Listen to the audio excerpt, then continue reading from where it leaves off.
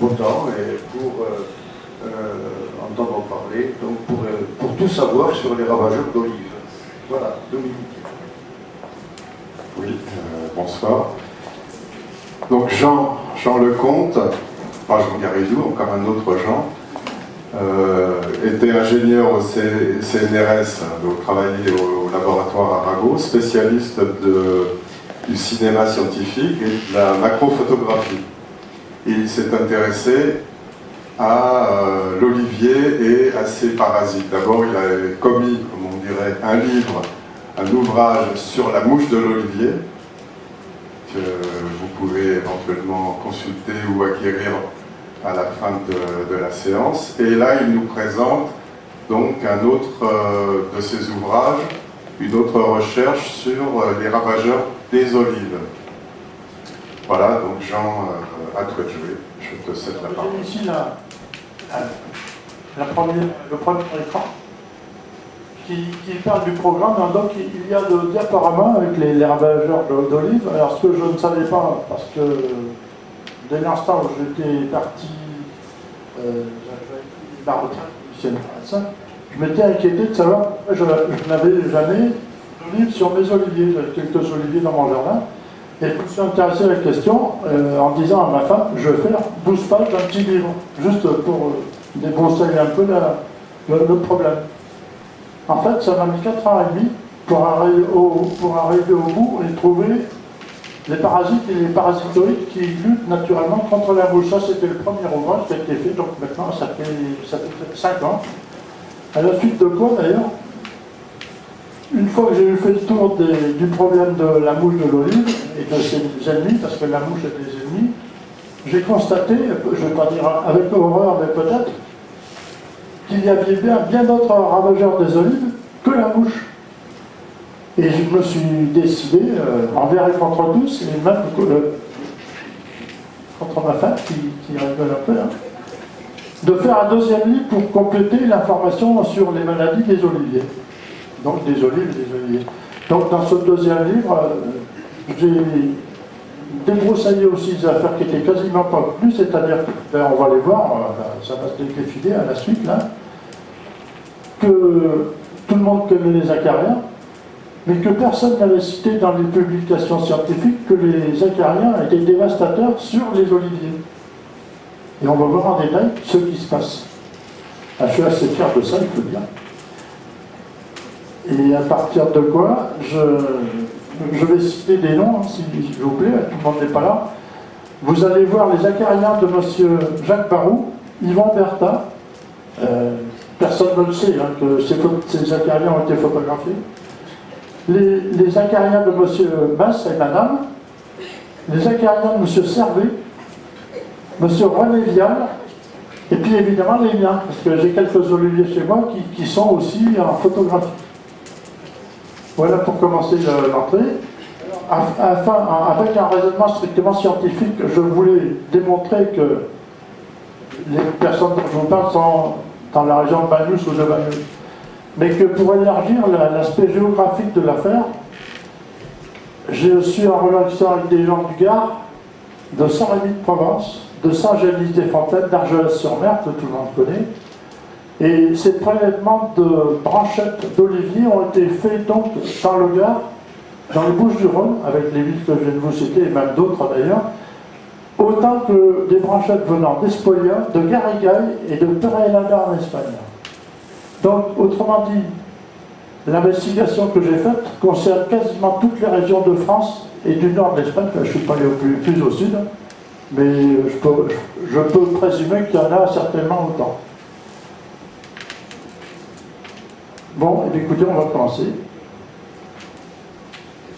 Désolé pour la maîtrise de la lumière, mais c'est tout ou rien. Autrement dit, ce sera tout avec toutes les lumières. J'espère que la lecture de la vidéo sera suffisamment bonne. J'aurais pu conseiller aux gens qui étaient à l'arrière de se mettre à l'avant, c'est plus lisible, mais chacun fait comme il veut. Alors, c'est une petite relation avec le premier livre dont on parle quasiment uniquement de la mouche et de ses ravageurs, parce que les ennemis de la mouche, ça c'est le premier livre, on va passer rapidement. Ça c'est le livre en question qui qui est mentionné dans le diaporama qui suit derrière. Bon, là, je me répète un peu. Alors, la mention qu'il faut indiquer, c'est que la plupart des animaux qui sont photographiés sont vivants. Sauf, pour ceux qui connaissent un peu, le microscope électronique, ça ne supporte pas, il ne reste pas. Il est impossible de le faire en tant qu'animaux vivants. Alors, on est dans le sujet, des oliviers et des olives. Je vous explique là pourquoi il y a tant de fleurs qui tombent au sol quand il y a la floraison des oliviers. Alors, vous avez des dessins et des images ici. Donc, vous avez à gauche le stigmate qui est apparent, qui est toujours à la naissance de la fleur. Le stigmate est présent ou il est absent. Ça veut dire que quand une fleur naît, elle émerge, elle sort de son enveloppe. Il y a de stigmate ou il n'y a pas de stigmate. Le stigmate étant porteur du pollen,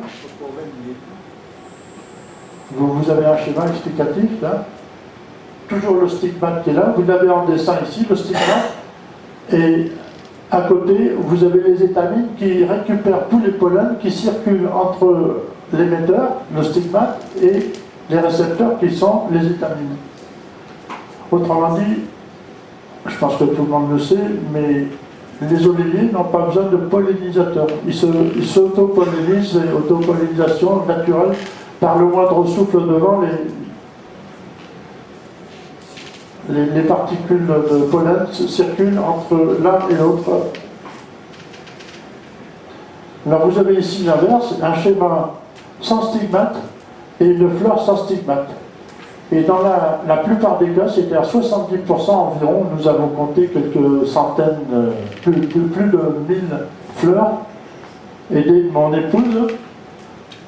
Finalement, sur 1200 fleurs examinées, il y avait de façon systématique, venant un peu de partout, et de diverses variétés d'oliviers, vous aviez dans quasiment tous les cas 70% de fleurs sans stigmate, celles qui tombent au sol. Voilà, le sol sous un olivier. Alors, les propriétaires, quand ils voient ça, ils s'arrachent un peu les cheveux. Ils se disent, mais qu'est-ce qui se passe, mon olivier? Maintenant, c'est naturel, ça se passe comme ça. Bon, nous abordons maintenant le principal. Les différents ennemis qui n'avaient pas été examinés dans le premier livre, qui sont les tailles, les acariens, les cochonniers, les psylles, les cicadelles, les scolites, les otiorins, et les champignons. Alors ça c'est intéressant, personne ne les connaît parce que c'est extrêmement discret, c'est gris. Alors ici on voit bien que c'est une teigne sur une feuille d'olivier. Généralement elle n'est jamais dessus parce qu'on la voit très bien, elle est toujours dessous. Le dessous d'une feuille d'olivier est grise et la teigne est grise, ce qui fait que il faut vraiment quasiment avoir une loupe pour voir qu'il y a un petit papillon qui se cache sous la feuille. Ça, ce sont les larves des teignes. Là aussi, il est important de savoir que tous les petits points que vous voyez, alors le premier stade, c'est-à-dire en novembre-décembre, ça c'est ce que j'appelle le premier stade. Il y a une petite chenille qui mange la feuille, qui est dedans. Elle fait une galerie, elle habite dedans pendant plusieurs mois. Quand elle grandit, elle change de stade, il lui faut plus de place, c'est plus un petit chemin, c'est un petit rond creux qui est vidé par ses mandibules, parce que les petites chenilles qui font de millimètres à 1 millimètre et demi de part, et qui font 3-4 mm, elles grandissent jusqu'au moins 2 mètres. Vous avez ici à gauche les chemins, vous voyez que tout le chemin, elle fait tout ça, et au bout, elle sort. Il n'y a pas de métamorphose. Elle sort de la feuille, elle change de feuille, au bout d'un fil, parce qu'elles ont des fils pour se balader, et elles entrent dans d'autres feuilles, et elles commencent à circuler, elles se nourrissent en faisant le vide autour d'elles. Bon, ça donne les stades 3 et 4. Ça, c'est une feuille à gauche qui est bien abîmée par la chenille, la petite chenille qu'on voit ici qui est toute petite, là, difficile à voir de loin. Et ici, c'est une feuille qui a été découpée pour voir la chenille qui est dans la feuille. Elle n'est pas loin de son dernier stade, c'est-à-dire à l'époque où elle va se métamorphoser. Et voilà le stade numéro 5, le dernier stade, la nymphe. La petite chenille se fait son enveloppe, qui est la chrysalide. Et elle a son petit outil qui est comme un couteau suisse, si on peut dire. Parce que là, la feuille a été ouverte, elle est découpée au scalpel. Et vous avez le petit couteau suisse, là, quand l'insecte veut sortir, il agite son couteau suisse et découpe la feuille pour sortir. Il fait son petit trou pour sortir avec son couteau. Mais ça reste en place. Il sort en fait un papillon. Et ça, c'est l'outil qui reste dans le vide. Bon, voilà, l'insecte vient d'émerger, la teigne qu'on a vu tout à l'heure. Je vous donne son nom scientifique si vous voulez, mais ce n'est pas forcément dit.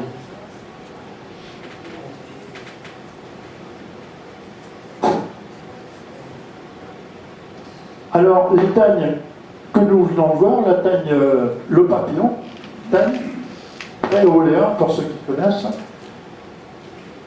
sortent la nuit et vont pondre sur les boutons de fleurs et au bout des tiges. C'est ça c'est le rabot, c'est la pointe en croissance de l'olivier avec une feuille, mais ici les jeunes feuilles nouvelles.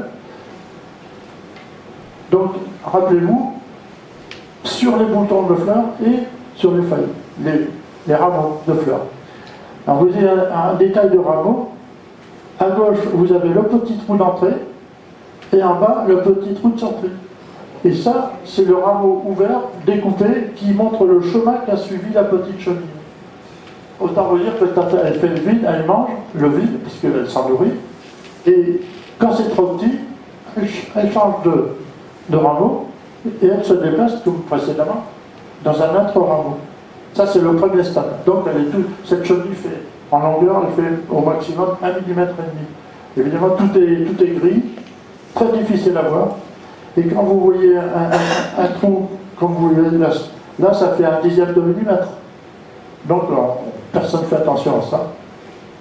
Ça, c'est un peu plus âgé. Deuxième stade, troisième stade. À gauche, deuxième stade. La petite chenille est là. Je ne sais pas si vous voyez. Ici, en verticale, elle est grise couleur muraille, c'est-à-dire couleur vert pâle. La petite chenille s'est nourrie. Vous voyez les dégâts en haut.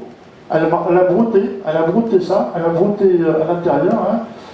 Mais donc, toutes ces feuilles sont condamnées, elles vont se dessécher, se perdre. Ça, c'est un peu plus âgé. C'est l'époque, ce 4e stade où la chenille commence à faire sa nymphose, c'est-à-dire elle relie toutes les petites feuilles avec de la soie, parce que ça libère de la soie, comme les araignées. Et vous avez à droite, ici, on ne le voit pas, parce que c'est vraiment... c'est le système militaire, hein, tout est gris, même couleur, même fond, très difficile à détecter. La seule repérage qu'on peut faire, en fait, c'est que ces feuilles sont rassemblées de façon anormale. Mais il faut une loupe pour voir ça correctement. Voilà, encore une fois. Nous revenons à la teigne, le petit papillon insignifiant qui est à gauche, et les boutons de fleurs. Chaque femelle pond environ 200 œufs. Autrement dit, sur un bouquet de fleurs, de boutons de fleurs à droite, il suffit d'avoir 3 ou 4 œufs pour que les petites chenilles qui vont se développer vont manger tous ces boutons de fleurs. Voici à gauche un œuf, tout neuf, un œuf neuf, si je peux dire, et un œuf plus âgé ici, dans lequel s'est développée la chenille. Et la chenille étant colorée, vous avez la différence entre le bouton qui est l'œuf qui est tout clair, tout blanc, qui a été pondu probablement dans la nuit précédente, et à droite vous avez le même œuf avec une chenille qui est plus âgée que celle de gauche. Alors vous avez ici le bouton de fleur, ça vous donne la dimension, hein, c'est le bouton de fleur, ça fait 2 mm maximum. Vous avez ici donc la suite des événements. Je je reprends les images. En bas, un œuf vide. Ici, un œuf vide avec la petite chenille qui vient d'en sortir et qui est en train de se déplacer. Et vous la retrouvez à une autre œuf sur le. Bon, on évolue dans l'âge des chenilles. Vous avez ici, ça c'est très intéressant, il faut le remarquer, c'est pas un artefact, c'est un petit trou. C'est-à-dire la chenille qui est là, ou il y en a une autre dedans, où celle-ci est entrée et en est sortie. Remarquez partout les soies qui traînent partout. Celle-ci est en mouvement. C'est les mêmes éléments. Chenille ici, chenille en mouvement ici, ici une autre chenille, vous voyez qu'elle s'est allongée par rapport à celle aux premières qu'on avait vues tout à l'heure. Et vous avez un trou ici, ça c'est intéressant. En fait, là, il y a une chenille dedans. On ne voit que le bout de l'abdomen et les petites colorations, c'est ce qu'on appelle des pelotes fécales en français. C'est coloré parce que c'est la couleur du pollen. La petite chenille mange le pollen qui est dans le bouton de fleur. Alors, c'est un peu plus âgé. Vous voyez qu'elle rentre dedans. Alors, effectivement, si quelqu'un passe en regardant, il faut vraiment une loupe pour voir le phénomène. Celle-ci est en train de pénétrer. Elles ont des mandibules, autant vous dire, hein, pour creuser l'enveloppe des fleurs, des boutons. Un peu plus âgé encore. Notez la couleur quasiment identique entre la chenille plus âgée et la feuille. Voilà, donc on est arrivé à la fin de l'opération. C'est un bouquet de fleurs qui a été quasiment dévoré par les chenilles. La chenille, ce qu'on voit ici, c'est plus une chenille, c'est une nymphe. Une nymphe vide, c'est-à-dire que entre les images précédentes, on revient une seconde.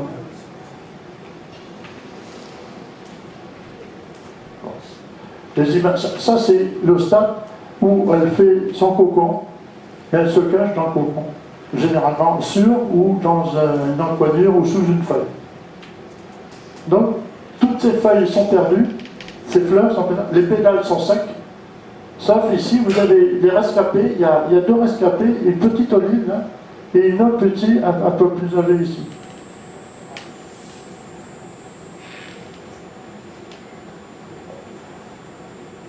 Ici, la nymphose se fait au milieu du bouquet. Alors, je vous explique en 2 secondes. À gauche, il y a la nymphe. On ne la voit pas. Il faut prendre des petites pinces, découper, et l'image qui est là est ici, en ayant retiré toutes les petites les pétales de fleurs qui sont couleur muraille, exactement de la couleur de la chrysalide. Mêmes éléments. Vous voyez, j'ai enrichi un peu les images pour montrer que ce n'est pas exceptionnel. Ça se passe tout le temps, tous les jours, toutes les nuits, sur des centaines de milliers de fleurs. Évidemment, personne ne prête attention à ça, c'est trop petit, tout se passe, ça ne bouge pas parce que tout est immobile. Vous avez ici une nymphose qui est quasiment collée sur la feuille, avec tout le reste. Tout ceci est attaché. Ça fait un ensemble très attaché. Il y a des soies partout. Tout se tient. Alors ça, c'est un peu ce que j'ai expliqué tout à l'heure. C'est dessus ou dessous. Vous avez ici un cocon. Et dans le cocon, il y a une chrysalide qu'on ne voit pas parce qu'effectivement le cocon reste un peu l'événement. Et ici, vous avez la nymphe, le papillon qui vient de sortir. Probablement d'ici, on voit. Et tout ça, ce sont des pelotes fécales. Tout ça, c'est brouté par les chenilles. Pelotes fécales, ça c'est la nourriture des chenilles qui se sont imposées sur cette feuille. Alors, vous voyez, encore une fois, la stratégie de dire que c'est jamais exceptionnel. Ça, Pénissane, c'est dans les Bouches-du-Rhône. Sorel, c'est pas la peine de vous indiquer où ça se situe. Espagne, je ne vais même pas spécifier, ça peut être Espolia ou bien Garrigues. Ça, c'est Argelès-sur-Mer. Toutes ces fleurs sont détruites. On peut penser que les pétales sont, la floraison est terminée. Non, non, non, tout est nettoyé par les petites chenilles que nous venons de voir. Voilà ce qui reste quand les chenilles sont passées. Alors autant vous dire que ce que je vous raconte, c'est authentique, il n'y a pas de magouille, il n'y a pas de retrait, d'ajout, c'est ce que j'ai vu, c'est comme ça que ça se passe. Alors les moyens de lutte, c'est le sécateur, ça paraît un peu bizarre, mais c'est un peu théorique. Parce que quand vous avez 10 feuilles sur un arbre avec des petites galeries que nous avons vues tout à l'heure, c'est pas si bien retiré. Mais quand vous avez 20 arbres avec des centaines de feuilles parasitées, c'est un sacré boulot à exécuter. Notre méthode que je revendique aussi, c'est de poser des bouteilles. Nous verrons tout ça tout à l'heure à la fin, que vous fabriquez vous-même. Les bouteilles attirent énormément les papillons. Et comme ils sortent la nuit, il n'est pas question de les chasser. Il y a d'autres stratégies, c'est de matraquer avec des pulvérisateurs et des produits chimiques. Alors moi je ne suis pas très pour parce qu'on connaît un peu les dégâts, je dirais périphériques à ces produits. Alors ça c'est un détail. Vous avez la bouteille qui est en place, qui est ce que j'appelle un piège à tube, hein, parce que les tubes servent simplement à ce que une fois qu'un insecte ou une mouche est entré dedans, il n'en sort jamais, il ne veut plus sortir. Vous avez à droite des images que j'avais faites à l'époque, certainement, c'est indiqué, ce sont les papillons de nuit qui ont été capturés dans des bouteilles chez moi. Chez moi, c'est aussi dévasté qu'ailleurs. Ça, c'est des captures qui ont été faites dans une bouteille que j'ai mis sur un papier pour montrer que 18 captures de dingue la nuit au mois de mai. Dans une bouteille, tant mieux que... Voilà. Maintenant, nous passons aux autres amis, les acariens. Alors, les acariens, c'est un cas encore spécial parce que nous avons vu que les daignes étaient couleur muraille, grise, ne sortant que la nuit.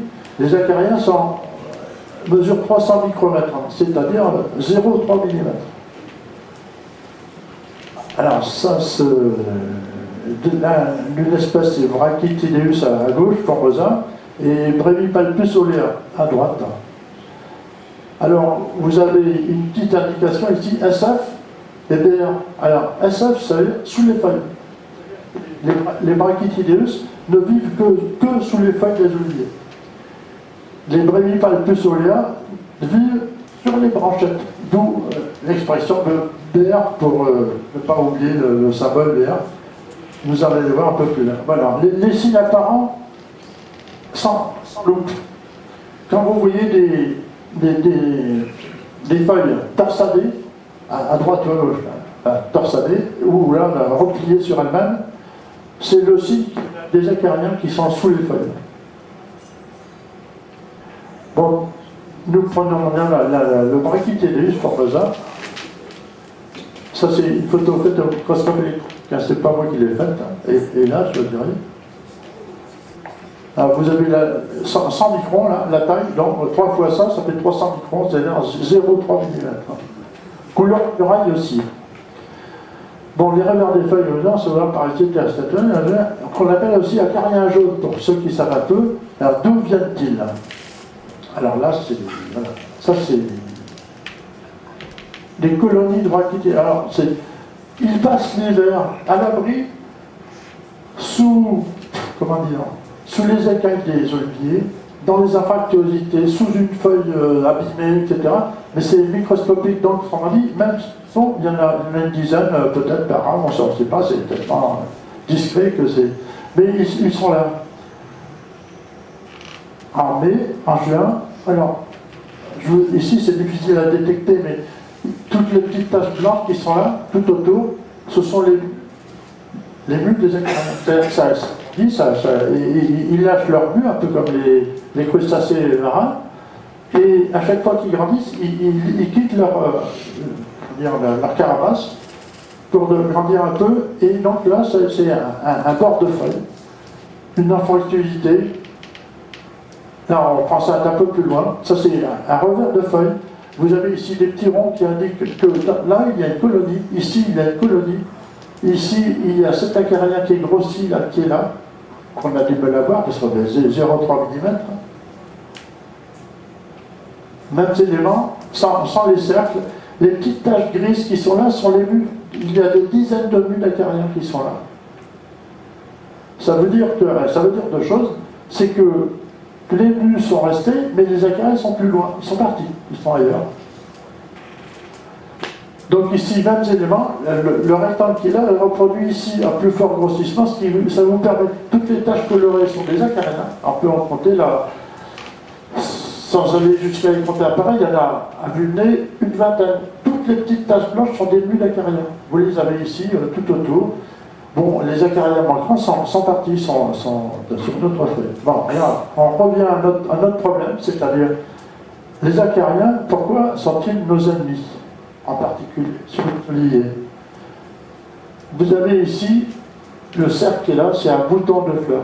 Ça vous donne l'échelle à peu près. L'acarien est là, je pense que tout le monde l'a vu. Ici, c'est une olive qui est à peu près de cette taille. L'acarien est planté exactement au niveau du fixation de la petite olive. Ça, c'est encore une petite olive. Sur cette olive, on trouve 5 acariens. Il y en a un qui est ici, et il y en a encore 4 ou 5 qui sont là. Mêmes éléments ici, ça c'est une olive qui est immense par rapport. Et l'acarien est sur le pédoncule qui tient l'olive. Alors pourquoi le problème? C'est le problème, c'est que ces acariens ne sont pas là par hasard, ils sont là pour se nourrir. C'est-à-dire qu'ils ont un rostre piqueur, comme un moustique ou d'autres insectes piquants, et ils se nourrissent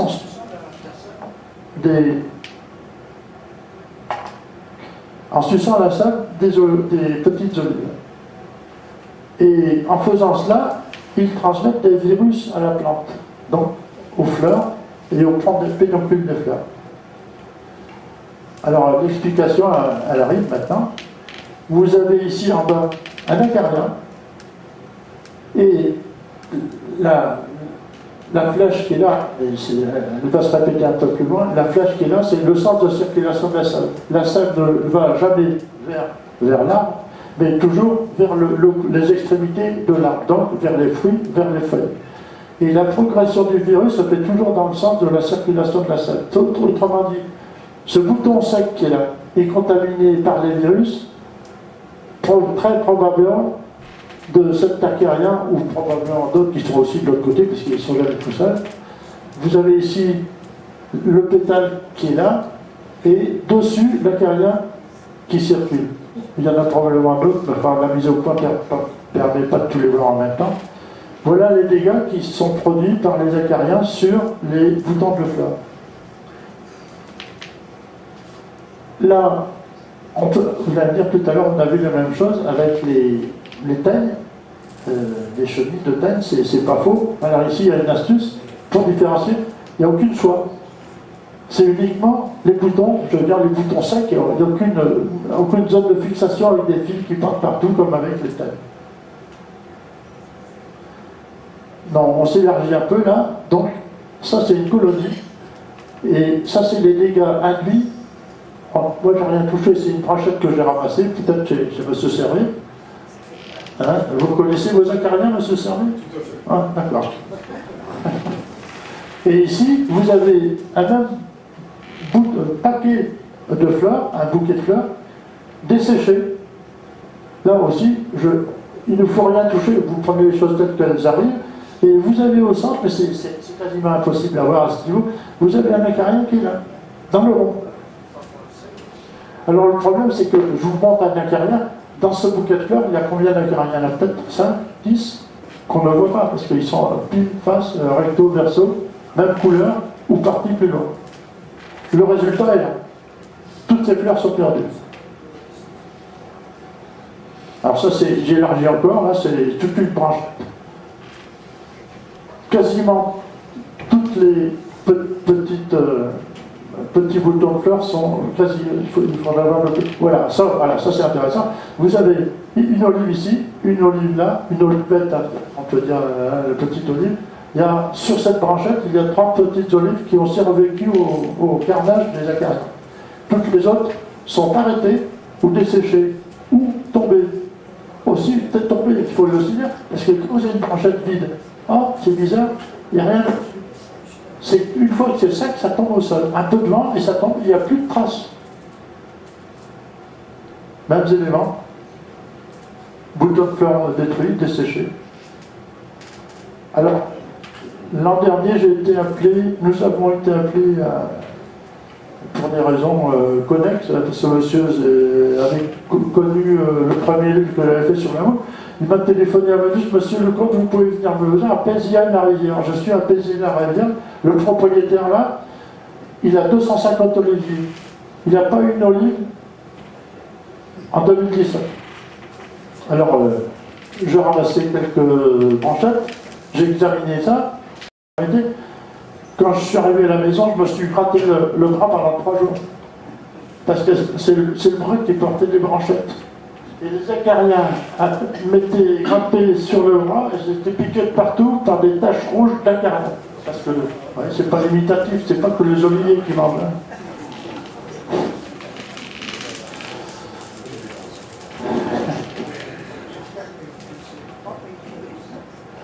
On reprend les images de tout à l'heure, hein, on y revient parce qu'on prend le deuxième. Là, on a quitté Brachytideus formosa à gauche et on va maintenant étudier rapidement Brevipalpus. Brevipalpus, celui qui vit sur les branchettes. Et jamais, c'est très bizarre, pas sur les feuilles. Voilà Brevipalpus, plein cadre. Alors cette image a une histoire. Je me suis renseigné auprès de spécialistes à Montpellier. Je ne veux pas transgresser mes collègues scientifiques. Je leur ai demandé de me déterminer, parce que bon, quand je ne sais pas, je vais voir les spécialistes, ils me disent, bon, c'est telle espèce, ça, on ne sait pas tout, hein, il faut être modeste. Finalement, l'acarogiste de Montpellier m'a dit, moi je ne peux pas aller au niveau de la famille, c'est la famille des Brevipalpidae, mais il ne pouvait pas me dire que c'était Oléa. Alors, c'est vrai que rien m'arrête, j'ai envoyé mes acariens au Brésil, à Sao Paulo. À l'université de Sao Paulo, là, j'ai trouvé un Brésilien extrêmement sympa, qui parle que le brésilien et l'anglais, bon, ça c'est un petit détail, c'est normal.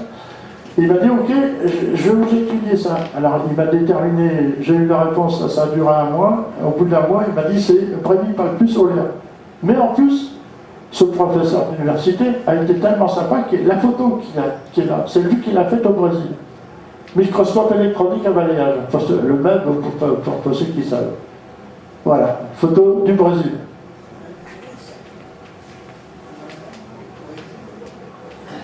Alors maintenant, nous voyons les acariens à l'autre, c'est-à-dire les branchettes, la branchette à droite. Et le gros plan qui est là, il est reproduit. Je suis trahi par l'acarien qui est là, il vit uniquement dans le fait que quand une branche d'olive aussi, la cuticule évidemment éclate en attendant qu'elle soit remplacée par une autre. Et vous avez l'explicatif, la cuticule qui est là éclate, le rostre est tellement court qu'il ne peut pas se nourrir en piquant la cuticule. Il faut qu'il trouve une faille, toutes les failles qui sont là, il se met toujours dans les failles pour sucer la sève plus facilement. Voilà. Alors, on revient aussi aux dégâts que produisent ces acariens, parce que celle-là aussi, cette espèce aussi transmet des virus. Et vous avez ici, encore une fois, avec des rappels de flèches, le sens de la circulation. Vous avez ici à l'embranchement d'une feuille qui part par là-haut derrière, et ici une olive qui est quasiment en train de se détruire, dessécher, ça c'est déjà sec. Alors ici, évidemment, il n'y a pas de trace là, mais on peut supposer qu'antérieurement, les jours précédents ou la semaine précédente, il y a eu des acariens qui ont circulé sur cette branchette par là. On ne les voit pas, ils ne sont plus là. Mais là, il y a un acarien dedans. Difficile à voir parce que c'est extrêmement petit, à cette échelle, j'entends. Mêmes éléments ici, vous voyez à peu près l'échelle, l'olive est desséchée, et le gros plan qui est là, sur la branchette qui est là, sur la... Bon, c'est pas la branchette, c'est la... Et la cuticule, et l'acarien qui est là. Voilà. Mêmes éléments. C'est flagrant. On peut penser que l'acarien est par là. Ici, donc, cette olive n'a pas été atteinte indirectement par la sève qui est contaminée par les notes. Celle-ci, c'est extrêmement, c'est flagrant.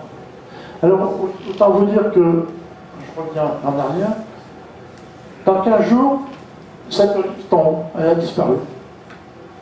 Donc, d'où vient le coup, si vous voulez, si vous permettez, d'où vient l'incident? Les éléments.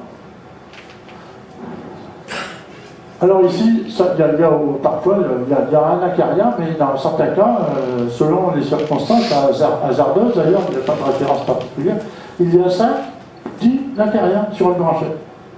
Autant vous dire que tout ce qui est dans l'environnement des acariens est condamné. Mêmes éléments, pédoncule, acarien. Alors, dans combien de temps cette olive qui est là va subir l'attaque?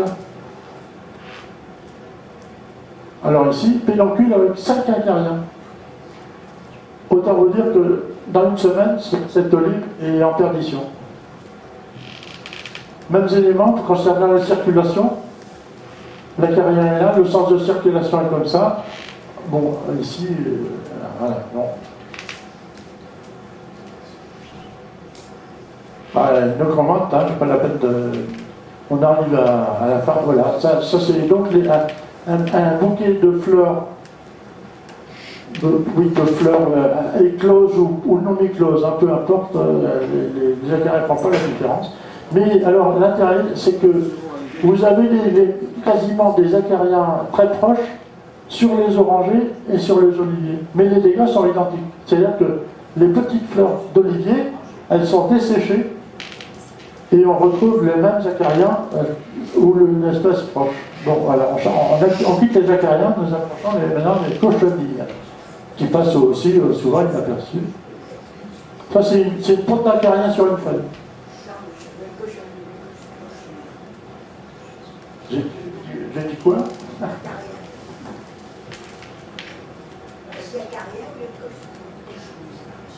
Merci Marie-Jo. Donc la porte de cochenille a été ouverte pour montrer que là, approximativement entre 300 et 350 œufs. Voilà les œufs. Et dans certains cas, les œufs vidés, ça c'est, je pense, un œuf vide, d'où est sortie la petite cochenille. Alors ça fait un dixième de millimètre, hein, évidemment, c'est jamais très grand. Voilà donc la cochenille qui est devenue adulte. Ça c'est une feuille proche d'une pente. Alors la pente est probablement de l'autre côté. Toutes les petites taches blanches sont des cochenilles. Bon, il y a d'autres insectes qui rôdent aux alentours. Alors quel est le problème? Ben oui, le problème, là encore une fois, on retrouve ici l'olive, le pédoncule, et dessus, non plus un acarien, on peut trouver les deux, hein, effectivement, et ici, les cochenilles. Voilà le résultat, la solide des cochenilles est porteuse de virus aussi. Et les traces sont extrêmement nettes, on voit bien le début de l'attaque des petites olives.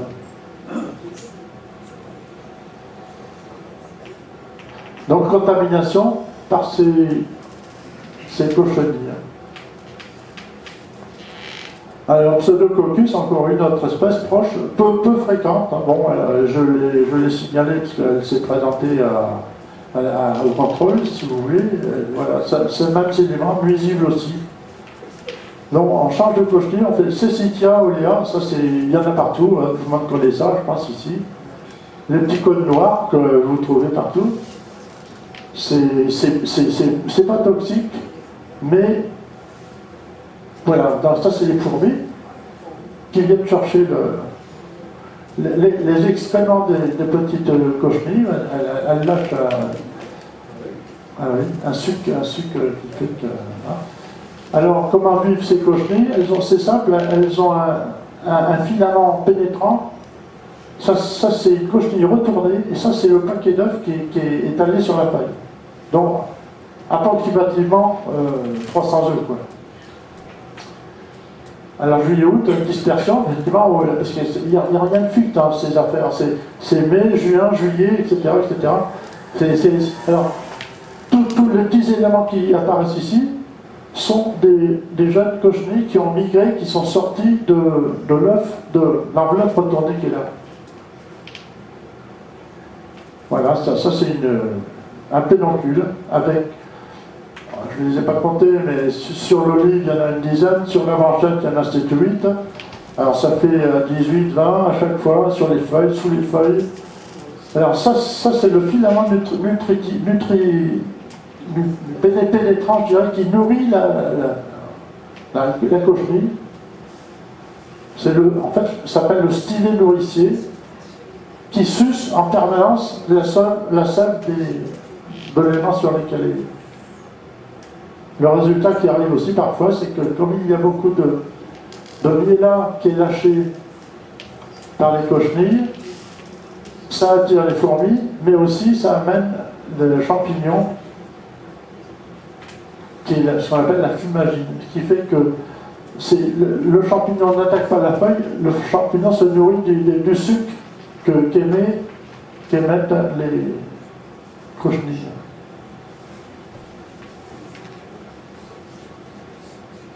Donc, un autre parasite, suceur-piqueur, mais non toxique, peu fréquent. Ils existent, bon, ils sucent aussi, ils percent, ils ont un rostre très puissant qui fait pénétrer dans les branchettes pour se nourrir. Ça, c'est une invasion de psylles.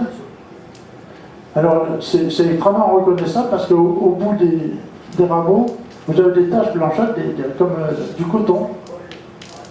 En fait, ce sont des insectes qui libèrent ce coton, ils se cachent derrière. Quand vous voyez ça, vous pouvez dire que derrière, il y a autant de taches que d'insectes suceurs qui sont en train de se nourrir, généralement des branchettes tendres, donc des rameaux bien tendres, parce que c'est plus facile pour les percer. Alors ça, c'est la même image à gauche et à droite. Ici, avec le coton blanc, et à droite, avec les psylles fixées, à droite, à gauche, il y en a 3 ou 4. Hein. Voilà. Évidemment, dès que vous vous éclairez, c'est qu'elles se cachent. Et les 5 stades de ces psylles. Alors rappelez-vous, on a vu tout à l'heure, ça fait à peu près 3 mm, et vous avez ici 2 acariens qu'on a quittés tout à l'heure. Ça vous donne les chaînes. Voilà, juvénile. Juvénile planté sur un pédoncule d'olive. Là, on change de sujet. Maintenant, on va parler des iophales. C'est-à-dire les petits insectes qui vivent dans les branches des oliviers, qui s'en nourrissent et qui, forcément, font des dégâts. Quand vous voyez sur un olivier une branchette desséchée sans raison, ne cherchez pas trop, il y a dedans ou un adulte, c'est-à-dire l'adulte qui est là, un scolite, il y a plusieurs espèces, la galerie qui est creusée, et ici, au coin d'une branche, et ça c'est toujours suspect, quand au niveau d'une jonction de branches avec un pédoncule quelconque, avec de la sciure, ne cherchez pas, il y a dedans un insecte qui se nourrit du bois des olives. La larve qui est une chenille, et l'insecte adulte qui en sort pour migrer sur d'autres... alors, la larve ici. Bon, alors, là aussi, on retrouve des paramètres identiques au point de vue des résultats. C'est-à-dire qu'on peut penser que ça peut être des teignes ou des acariens. Eh bien, c'est ni l'un ni l'autre. C'est une petite chenille qui vit dans la branchette qui est là, qui fait que le bouquet de fleurs d'olivier qui est là n'ont plus été nourris parce qu'ils ont été coupés dans l'alimentation par les dégâts des psylles qui sont là. Voilà. Donc on passe à un autre ravageur. Moi, ce que j'appelle les brouteurs nocturnes. On ne les voit jamais. Si vous voulez voir, il faut sortir la nuit avec une lampe pour chercher. Pourquoi vous avez toutes ces découpes sur les feuilles. eh bien ce sont des insectes qui mangent les feuilles. C'est extrêmement significatif. Voilà l'insecte Otiorhacus sur une feuille. Alors c'est probablement lui qui a aussi brouté la feuille qu'il a. C'est gênant, ça réduit la production des olives parce qu'il va manquer de feuilles à un moment donné. Ça c'est une deuxième espèce qui est proche de la précédente. L'inconvénient de ces insectes, il y a double peine, si je puis dire, c'est ils broutent les feuilles, mais leurs larves, qui sont des gros vers blancs, vivent dans le sol et mangent les feuilles des oliviers. Alors les moyens de lutte qui est facile, parce que vous se levez la nuit et passer des heures à chercher, ou bien mettre des bandes adhésives autour des troncs, et quand l'animal sort la nuit pour grimper aux arbres, il reste piégé sur les rubans adhésifs. Bon, nous quittons maintenant les insectes, les ravageurs acariens à pattes, pour attaquer les champignons. Champignons, voilà. Alors ça, c'est un domaine assez compliqué. On va essayer de faire simple.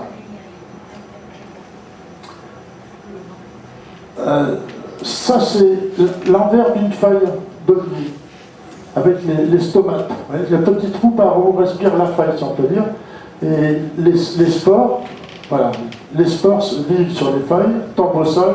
Au printemps, les spores s'envolent et tombent sur une feuille. Et dès l'instant ça tombe sur une feuille, il y a pénétration d'une espèce de, comment dire, d'une petite racine qui se développe, qui pénètre dans la feuille, qui se fixe et se développe dans la feuille. Vous voyez ici le schéma de principe et les taches qui apparaissent ensuite sur les feuilles qui sont là.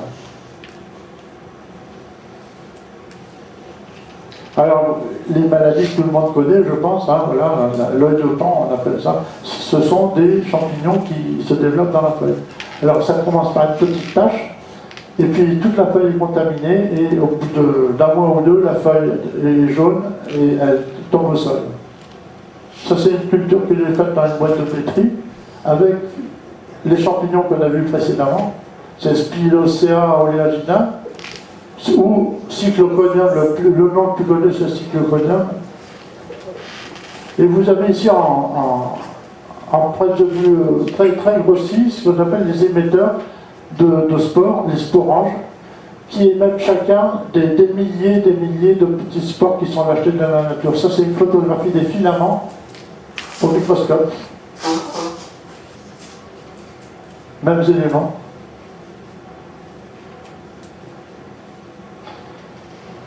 Alors, je vais chercher de la publicité un peu partout, hein, parce que la bibliographie sert très souvent à étayer des informations qui apparaissent ici ou d'ailleurs. Donc, autrement dit, M. Samir Boudkil a fait un master à l'université d'Oran et il a cité les verticillium pialiers, qui sont des maladies des oliviers que nous trouvons ici en France. Et le verticillose, c'est assez grave, ça dessèche carrément un arbre entier. On ne va pas faire trop long, c'est pas compliqué, mais c'est un peu trop long. Voilà, là, les éléments de transport, c'est le vent. Alors, je vais vous faire remarquer en bas, il y a plein d'oliviers en bas. Ça, c'est une tornade, alors c'est cité, c'est pas moi qui le dis, c'est dans le journal qui a été publié en Algérie en 2014, avec dans le livre, son nom est indiqué, la date, etc. C'est une tornade, tout ce qui est en bas, ce sont des oliviers. La tornade a arraché, alors dans le livre j'explique que ça a arraché des oliviers, des voitures, etc. Et donc ces tornades aspirent tout ce qui traîne au sol, même des choses très lourdes, mais aussi les spores dont on vient de parler. Et quand il pleut sur je sais pas, dans ces conditions, quelques milligrammes d'économie peuvent s'envoler bien plus loin, effectivement. Quand les oliviers sont arrachés et déracinés, des voitures ou des abribus balayés, ça c'est le texte du journal. Donc je l'ai entendu le 10 juillet 2014. Les vents de sud, Sirocco, qui transportent les particules qui qui viennent au sens large d'Afrique du Nord, transportent, mais avec le sable, énormément de spores ou de qu'on appelle le syconidie.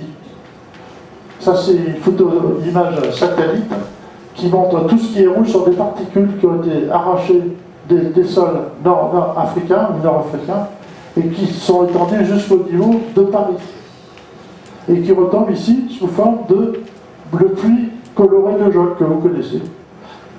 Ça, c'est des vents de sable en mars 2018 et la ville de Reitimont qui montre qu'on voyait à peu près à 100 de semaine maximum. Ça, c'est la pluie qui est tombée à Bagneux en 2014, que j'ai ramassée dans un saladier. Et ça, c'est les sédiments dans lesquels sont des centaines de spores qui tombent ensuite. Ça, c'est Barcelone. Vous avez dû voir ça à Perpignan ou partout, même à Marseille. Moi, j'ai des images comme ça, j'en ai une valise. Et ça, c'est les traces qui sont restées sur les feuilles d'olivier, les feuilles d'oranger. On voit bien les taches jaunâtres qui sont du sable saharien ou nord-africain. Le problème, c'est pas le sable, c'est que ces spores tombent aussi sur les oliviers. La récolte de 2014 qui a été flagrante parce qu'il y a beaucoup de pluies chargées de sable coloré, la récolte de 2014 en Provence a chuté de 40%. Et l'huile de 65%. Ça, c'est pas de mes chiffres, c'est des chiffres que je sors des informations qui sont fournies par les producteurs de toute la région de Provence. Donc, si vous voulez, je n'invente rien, je rapporte ce qui est diffusé par d'autres. Voilà un schéma qui est très explicatif. La chute, la moyenne a été faite, les pourcentages ont été tirés des 3 années précédentes, une, 2, 3.